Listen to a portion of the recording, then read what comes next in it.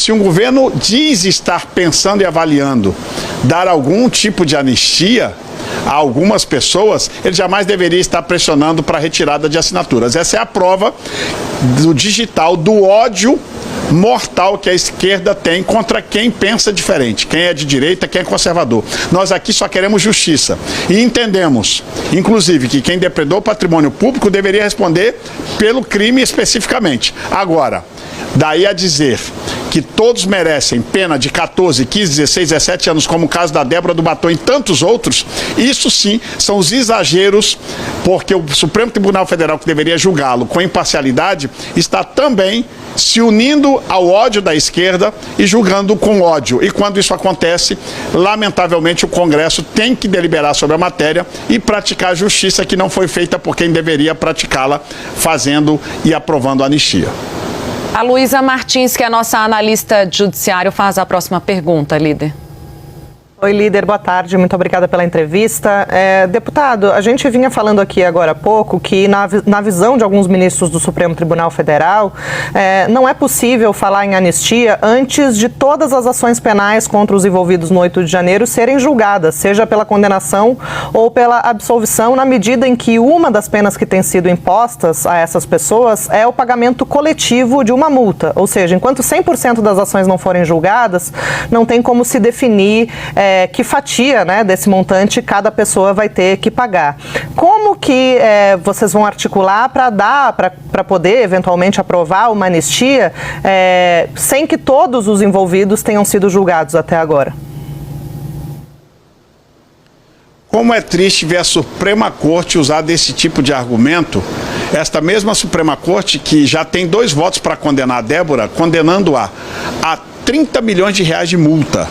Ora, somado todos os prejuízos causados por todos que depredaram os patrimônios públicos, é algo em torno de 23 milhões de reais que foi o que foi gasto. Só para uma pessoa, o exagero é tamanho, que deram 30 milhões de multa e já tem 2 votos favoráveis a esta multa absurda. Deputado, mas tristemente, é mais um Deputado, desculpa, é que essa multa não é individual para Débora, é uma multa que vai ser dividida entre todos os condenados.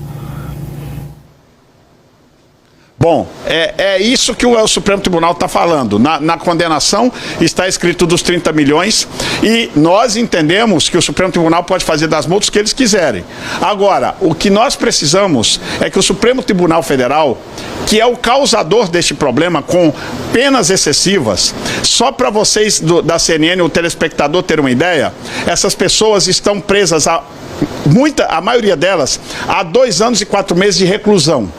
Se elas forem condenadas por essas penas absurdas que o Supremo não dá, nem para traficante, nem para estuprador, elas já estariam cumprindo 1/6 da pena com daqui 2, 3 meses, e indo para outro sistema prisional que não o de condenados em cárcere privado. Então, ou seja, os exageros do STF são tão grandes que se eles de verdade quisessem se debruçar sobre a matéria, não deveria falar contra a anistia. Eles mesmos deveriam produzir a justiça que a Constituição preconiza nesses casos, mas o excesso e a ira nas condenações foram tão grandes que a sociedade não está aceitando mais esse tipo de comportamento do STF. E é por isso que a função do parlamento, que é a casa do povo e o poder emana do povo, deliberar sobre a matéria, e a gente não pode se furtar a isso. Respeito às instituições nacionais, valorizo o Supremo Tribunal Federal, valorizo a nossa Constituição, mas o que está acontecendo no Brasil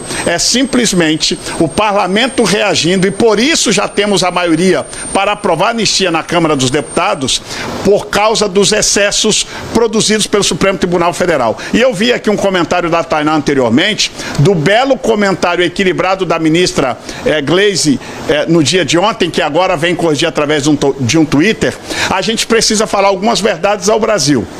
Tristemente, as interferências de um poder sobre o outro é o que tem atrapalhado a nossa democracia.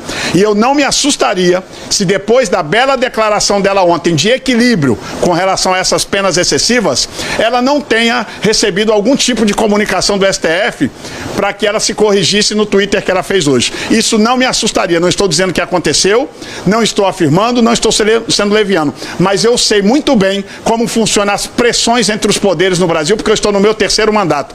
E o Supremo Tribunal Federal, o que precisa neste momento é ser equilibrado e pacificar o Brasil, porque do jeito que está, com essas penas desmedidas, descontroladas, está claro a perseguição do Supremo Tribunal Federal a um grupo político quando ministros do STF saem dizendo frases tais como perdeu o mané. Ô, líder, eu queria ainda continuar falando da dosimetria. O senhor sentou a falar da ministra Gleisi Hoffmann ontem.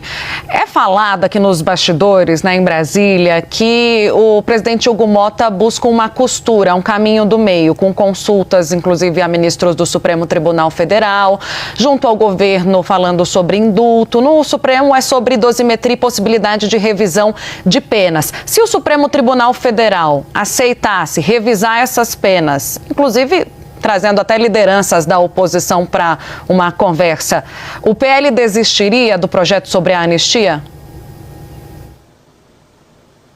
Bom, eu acho que tudo na política é válido. Eu só acho que o Supremo Tribunal não é um ente político, é um ente jurídico.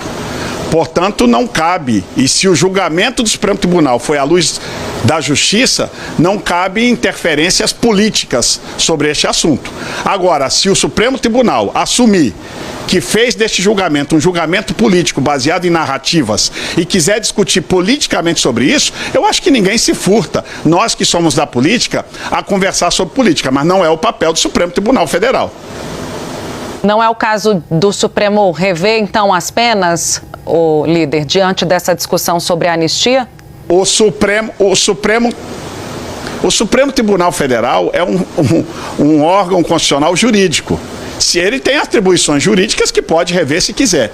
Quero até parabenizar o deputado presidente Hugo Motta por buscar esse equilíbrio. Isso é mostra da situação difícil em que o presidente Hugo Motta se encontra, querendo ser pressionado por um outro poder para manter uma narrativa de algo que nunca existiu e por isso está agora as vísceras expostas, pessoas condenadas por 5 crimes que, para mim, 3 deles jamais existiram, 2 em alguns casos, se o processo fosse individualizado, o devido processo legal respeitado, estes assuntos jamais deveriam estar na mão do Supremo Tribunal Federal e na primeira instância.